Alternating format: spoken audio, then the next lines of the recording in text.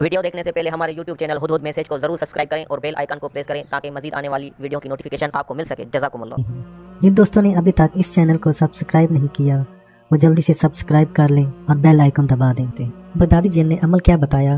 بہت سے سربستہ رازوں سے پردہ ہٹایا، ایسے راز جو صدیوں تر صدیوں یا تو سینوں میں دفن تھے یا پھر جنات کی نسلوں میں یہ راز چلے آ رہے تھے، اور وہ راز بھی ایسے جو بندہ جان کر بھی کہے کہ شاید ایسا نہیں ہوگا، لیکن حقیقت یہی ہے کہ یہ راز جس کو ملا وہ بہت بڑی کامیابی، سربلندی، دولت، مال، وقار، عزت، شان و شوکت اور نسل در نسل دولت مند چلا گیا۔ بغدادی جن نے بتایا جب چاند کی یعنی اسلامی چاند کی 4 تاریخ ہو تو اس دن روزہ رکھیں، یعنی 3 کی شام کو جو رات آئے گی اس سے اگلے دن روزہ رکھیں۔ اسلامی چاند کی 4 تاریخ سے روزہ شروع ہوگا اور یہ اسلامی چاند کی 14 تاریخ تک روزہ چلے گا۔ 14ویں کی رات مسلسل بیٹھ کر سورۃ مزمل پڑھنی ہے۔ یہ عمل اس جگہ کرنا ہے جہاں خزانہ کا شبہ ہے یا یقین ہے۔ صرف روزہ نہیں رکھنا بلکہ 4 سے 14 تک مسلسل سارا دن سورۃ مزمل پڑھنی ہے۔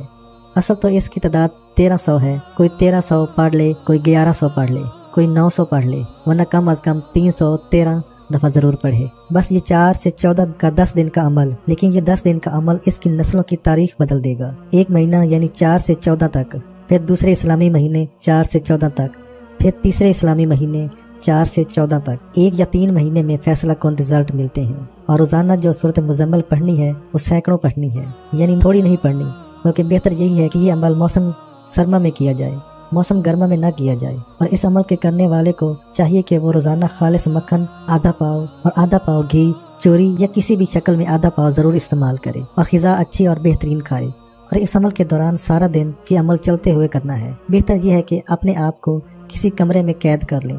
صرف 10 دن ہی کی بات ہے اور یہ کوئی زیادہ مشکل نہیں۔ سارا دن چلتے ہوئے پڑھیں، تھک جائیں تو پھر بیٹھ کر پڑھ سکتے ہیں، لیکن باوضو پڑھنا ہے۔ وضو ٹوٹ جائے تو فوراً وضو کریں، لباس سفید پہنیں، خوشبو زیادہ استعمال کریں، دنیاوی باتوں سے پرہیز کریں، بیوی سے صحبت نہ کریں، حرام مشکوک مال کی احتیاط کریں۔ بغدادی جن کہنے لگا اس کا راز میں آپ کو بتاؤں، وہ یہ ہے کہ میں نے یہ عمل اب تک اتنے بے شمار لوگوں کو بتایا اور پھر خود ہی کہا کتنے انسان ایسے ہیں جن کو میں نے یہ عمل بتایا۔ پھر صدیوں پرانے بادشاہوں کے تذکرے، ان کی عمرہ اور وزراء کے تذکرے، اور صدیوں پرانے دنیا کے مشہور مالداروں کے تذکرے۔ وہ جو کرنے بیٹھا مجھے حیران کر دیا۔ پھر ایک واقعہ سنایا کہ سلطان الدین زنگی کا ایک غلام تھا۔ بادشاہ اس سے ناراض ہو گیا، اس خوف سے کہ میں بادشاہ کے زیر عتاب نہ آ جاؤں یا بادشاہ مجھے کوئی سزا نہ دے دے، وہ راتوں رات انہی پہنے کپڑوں میں نکل پڑا۔ جنگل طے کرتے کرتے آخرکار دریا پر پہنچا۔ وہاں ایک کشتی سوار سے کشتی میں بیٹھ کر ایک گمنام جزیرے میں چلا گیا۔ اس میں تھوڑی سی آبادی تھی، باقی جزیرہ ویران تھا۔ وہ اس جزیرے میں رہنے لگا۔ اس نے وہاں مزدوری کرنا شروع کر دی۔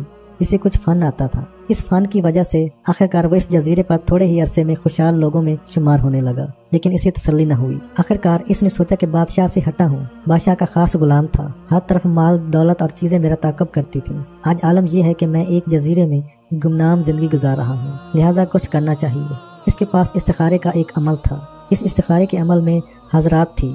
بغدادی جن یہ بتاتے ہوئے ٹھنڈی سانس لے کر ٹیک لگا کر بیٹھا، اور وہ بغدادی جن پھر بولا اس حاضرات میں مجھے حاضر ہونا ضروری ہوتا ہے۔ جو بھی وہ حاضرات کا عمل کرے میں اس میں حاضر ہوتا ہوں۔ 41 راتوں کا اس نے بہت سخت عمل کیا۔ ہم نے اس کو بہت ڈرایا دھمکایا، کبھی سانپ بن کر آئے، کبھی دیو بن کر آئے، کبھی کتا بن کر، کبھی چیتا اور شیر بن کر، کبھی خوفناک ریچھ بن کر، کبھی ایسا منظر کہ اس کو آگ میں جلا دیا جائے گا، کبھی ایسا منظر کہ وہ پل میں خاک ہو جائے گا، لیکن اس نے عمل ہرگز نہ چھوڑا۔ وہ عمل کرتا رہا۔ 41 راتوں کے بعد مجبوراً میں اس کے سامنے حاضر ہوا، اس کی غلامی کی اور اتباع کی حامی بری۔ وہ فوراً کہنے لگا مجھے مالدار بننا ہے، مجھے کوئی عمل بتاؤ، اور عمل بھی ایسا ہو جو نشانے پر ہو۔ آخر مجبوراً اس کو میں نے یہی عمل 4 سے 14 تک کے روزوں کا اور سورۃ مزمل کا بتایا۔ وہ بہت سخت جان تھا۔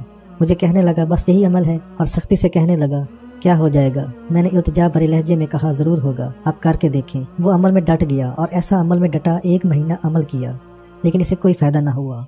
میں نے کہا آپ 3 مہینے تک کر لیں۔ وہ دوسرے مہینے پھر لگ گیا۔ وہ سارا دن سورۃ مزمل سینکڑوں کی تعداد میں پڑھتا اور خوب پڑھتا، دن رات پڑھتا، بس جو نیند کا وقت تھا اس کے علاوہ ہر وقت پڑھتا۔ پھر پڑھتے پڑھتے 3 مہینے سے مراد ملی۔ ایک بادشاہ کا بہت بڑا خزانہ تھا، وہ مر گیا، صدیاں گزر گئیں، اس کے محل کے نشان بھی ختم ہو گئے۔ آخرکار اس کو اشارہ ملا فلاں ویران جگہ ہے، تم اس جزیرے سے کشتی پر بیٹھو، اور ساتھ ہی ایک آبادی ہے اور صدیوں پرانا شہر ہے، اور اس ویران جگہ میں ایک جگہ کی نشاندہی کی، ایک جگہ پرانے کھنڈرات ہیں اور باقی کھلا میدان پڑا ہے، اس کی فلاں جگہ پر اپنا کمرہ بنا لو، بس اس کے نیچے خزانہ ہے، احتیاط سے اس کی کھدائی کرو، خزانے پر موجود چوکیدار جنات تمہاری مدد کریں گے اور تم وہ خزانہ حاصل کر لو۔ بس یہ خیال کرنا اس خزانے کے 4 حصے کرنا، ایک حصہ ان جنات کو دینا، ایک حصہ اپنے استعمال میں لانا، ایک حصہ اپنی نسلوں کے لیے اور ایک حصہ اللہ کی راہ میں صدقہ کرنا۔ سلطان الدین زنگی کے اس غلام نے ان 4 چیزوں کا عہد کیا اور وعدہ کیا کہ میں انشاءاللہ 100% ایسا کروں گا۔ عمل کے بعد اٹھا تو بغدادی جن کہنے لگا، وہ بہت خوش تھا، فوراً کشتی کرائے پر لی اور اس شہر کا پتہ کرتے کرتے وہاں پہنچا۔ اس جگہ کا پتہ کیا تو وہ جگہ وہاں کے ایک تاجر کے پاس تھی، وہ اس کی مملوکہ تھی اور اس کی ملکیت تھی۔ اس نے تاجر سے بات کی، اس کے لیے ویران سا ایک کھنڈر تھا۔ آخر معاملہ طے ہو گیا، اس نے وہ سارا کھنڈر اور اس کے ساتھ کھلی جگہ بھی دراصل ایک وقت میں بہت بڑا محل تھا، جو حالات کے ساتھ ساتھ امارات گرتے گرتے آخر وہ محل میدان کی شکل بن گیا۔ اس میں کھلی جگہ پر مطلوبہ جگہ جو نشانی اس کو عمل کے دوران بتائی گئی تھی، وہ تمام نشانی اس نے دیکھ لی اور اس نے اس نشانی کے مطابق وہاں کمرے بنوائے اور چپکے سے احتیاط سے کھدائی شروع کی۔ پھر اس نے کچھ گز ہی نیچے کھدائی کی تھی، زیادہ گہرا نہیں کیا تھا، چونکہ سورۃ مزمل کے موکلات اس کے ساتھ تھے اور اس خزانے پر متعین چوکیدار جنات اس کے ساتھ تھے۔ اس کو خزانہ ملا۔ خزانہ کیا تھا؟ ایک تانبے کا بہت بڑا دروازہ کھڑکی کی شکل میں اس کے سامنے آیا۔ اس نے دروازے کو دیکھا، اس دروازے پر تالا پڑا ہوا تھا۔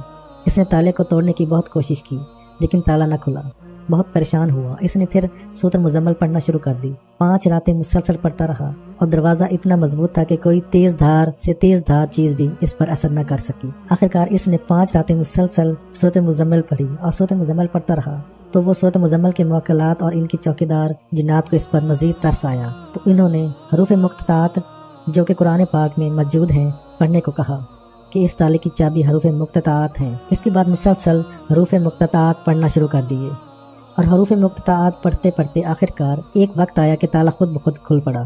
اس نے کھڑکی کھولی تو اندر جوہرات کی انوکھی چمک تھی۔ ایک طرف سیڑھی اتر رہی تھی، ایک بہت بڑا کمرہ تھا۔ وہ اس سیڑھی کے اندر اترا، ایسی روشنی تھی کہ جیسے کہیں سے روشنی آ رہی تھی، حالانکہ وہ کمرہ ہر طرف سے بند تھا۔ انوکھا راز یہ تھا کہ وہاں گھٹن نہیں تھی، سانس بند نہیں ہو رہا تھا، حبس نہیں تھی، بلکہ روشنی تھی اور طبیعت میں وہاں جا کر فرحت اور سکون محسوس ہوا۔ آخرکار وہ وہاں بیٹھ گیا اور پھٹی پھٹی آنکھوں سے وہ ہر طرف دیکھنے لگا۔ ایک طرف کچھ برتن رکھے تھے جو چمڑے کے بنے ہوئے تھے اور کسی دھات کے بنے ہوئے تھے۔ اس نے ان برتنوں کو کھول کر دیکھا تو ان سب میں شہد بھرا ہوا تھا، نامعلوم سینکڑوں سال پرانا یا ہزاروں سال پرانا۔ آگے دیکھا تو کچھ برتن تھے لیکن وہ صرف چمڑے کے تھے، ان برتنوں میں مشک بھرا ہوا تھا۔ آگے اور برتن پڑے تھے، ان کو دیکھا تو ان میں عنبر بھرا ہوا تھا۔ آگے بڑے بڑے صندوق پڑے تھے جو نامعلوم کس دھات کے تھے اور بہت بھاری صندوق تھے۔ یہ کھدائی کرتے کرتے اور ان مراحل تک پہنچتے پہنچتے تھک چکا تھا، لیکن دولت کی چمک اور مقصد کی کامیابی نے اسے ایک نیا عزم اور حوصلہ دیا۔ یہ اس عزم اور حوصلے کے ساتھ پھر آگے بڑھا۔ اس نے قطار در قطار ان صندوقوں کو کھولا، اس کی آنکھیں چمک سے چندھیا گئیں۔ وہ سچے موتی تھے، لال جوہرات، ہیرے، زمرد، عقیق، مرجان اور کائنات کے اعلیٰ جوہرات، سونے چاندی کی بہترین چیزیں تھیں۔ یہ دیکھ کر حیران رہ گیا، بس اس کے دل سے آہ نکلی، بلکہ اللہ کا شکر نکلا، اور اس نے پھر سورۃ مزمل پڑھنا شروع کر دی اور یہ سورۃ مزمل پڑھتا گیا اور صندوقوں کو کھولتا گیا۔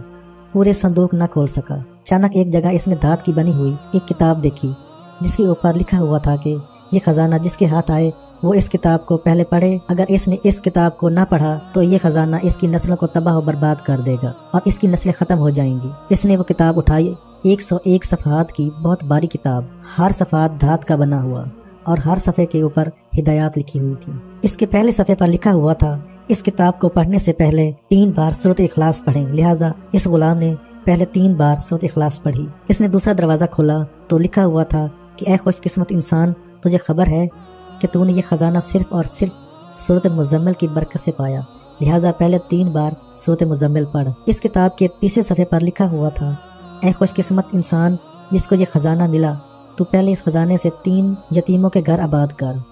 اس نے فیصلہ کر لیا کہ انشاءاللہ یہ خزانہ مجھے مل گیا، پہلے 3 یتیموں کا گھر بنا کر دوں گا، ان کے اخراجات کے لیے کاروبار کراؤں گا اور ان کو خوشحال کروں گا۔ اس نے چوتھا صفحہ کھولا، اس میں لکھا ہوا تھا، اے خوش قسمت انسان تجھے مبارک ہو، اتنا بڑا خزانہ تجھے ملا ہے، تو نے 3 بیواؤں کی خدمت کرنی ہے، یا تو ان کی شادیوں میں ان کا ساتھ دینا، اگر انہوں نے شادی نہیں کرنی تو ساری زندگی ان کی مالی مدد، ان کی عزت کا تحفظ تیرے ذمہ ہے، اور یاد رکھ اگر تو نے ایسا نہ کیا یہ خزانہ تیرے لیے سانپ بن جائے گا۔ اس نے نیت کر لی، میں ایسا ہی کروں گا۔ 5واں صفحہ پلٹا تو لکھا ہوا تھا، اے خوش قسمت انسان اس خزانے کو تیرے لیے اللہ تعالیٰ سعادت کا ذریعہ بنائے۔ اس خزانے کو پانے کے بعد تو نے کبھی اکڑ کر نہیں چلنا، بازو پھیلا کر نہیں چلنا، گردن اٹھا کر نہیں چلنا، ورنہ خزانہ تو اسے چھن جائے گا۔ چھٹے صفحے پر لکھا ہوا تھا، مبارکباد ہو اس شخص پر جس کو یہ خزانہ ملا، بس ایک احتیاط ضرور کرنا کہ اس خزانے سے 3 طلبگاروں کو حج ضرور کرانا۔ ایسے لوگ جو ساری زندگی حج کی طلب میں تڑپ رہے ہیں، مخلص ہیں، حج کرنا چاہتے ہیں لیکن کر نہیں سکتے۔ 7ویں صفحے پر لکھا تھا، اے وہ خوش قسمت شخص جس نے اتنے بڑے خزانے کو بغیر کسی مشقت کے پایا۔ اپنے چہرے کو، بازوؤں کو، پاؤں کو ہمیشہ دھوتے رہنا، یعنی وضو کی کثرت کرنا، یہ خزانہ تیرے پاس سدا رہے گا۔ 8ویں صفحے پر لکھا تھا، اے وہ شخص جو خزانہ پا کر بھی اس کتاب کو پڑھ رہا، تیرے سامنے شہد کے برتن اس لیے رکھے اس مٹھاس کو خود بھی لے اور لوگوں میں بھی بانٹ۔ 9ویں صفحے پر لکھا تھا کہ اے وہ انسان جس نے اتنا وسیع خزانہ پایا، جس میں 3 بادشاہتیں، 7 سلطنتیں اور 15 حکومتیں اس خزانے کو جمع کرتی رہیں، اور اس خزانے کو واحد تم نے پایا۔ بس خیال کرنا کہ ہمیشہ پیر اور جمعرات کا روزہ ضرور رکھنا۔ اس کے 10ویں صفحے پر لکھا ہوا تھا کہ اتنا بڑا خزانہ پا لیا، فوراً سجدے میں چلا جا اور سجدے میں سبحان ربی الاعلیٰ 101 بار پڑھ۔ اس غلام نے کتاب کو رکھ کر فوراً سجدہ کیا اور 101 بار سبحان ربی الاعلیٰ پڑھا۔ اس کی 11ویں صفحے پر لکھا تھا، اب اگر خزانہ مل ہی گیا ہے تو 2 رکعت نماز نفل شکرانے کے پڑھ۔ اس شخص نے ادھر ادھر دیکھا، پانی نہیں تھا، اس نے تیمم کیا، تیمم کرنے کے بعد اس نے 2 رکعت نماز نفل شکرانے کے پڑھے۔ اس کی 12ویں صفحے پر لکھا تھا، اتنا بڑا خزانہ کہ تیری 41 نسلوں میں چلے گا، لہٰذا 41 بار سورۃ فاتحہ پڑھ۔ اس کے 13ویں صفحے پر لکھا تھا، یہ خزانہ کبھی ختم نہیں ہوگا، لہٰذا وعدہ کر کبھی ختم نہ ہونے والا ذکر یعنی درود پاک کو کبھی نہیں چھوڑنا۔ اس کی 14ویں صفحے پر لکھا تھا کہ عظمت پر تیرا دل مشکور ہو گیا، لہٰذا اس شکر مندی کے صلے میں تجھے ہم ایک تحفہ دیتے ہیں، وہ یہ دیتے ہیں، اس خزانے کے درمیان میں زمین کو کھود، اس کے نیچے ایک اور چھوٹا سا خزانہ جو ان سب خزانوں پر بھاری ہے۔ اس صفحے کو پڑھ کر وہ حیران رہ گیا۔ اس نے زمین کو کھودا، اس کے نیچے لوہے کا یا کسی دھات کا فرش محسوس ہوا، اس کے نیچے خزانہ تھا۔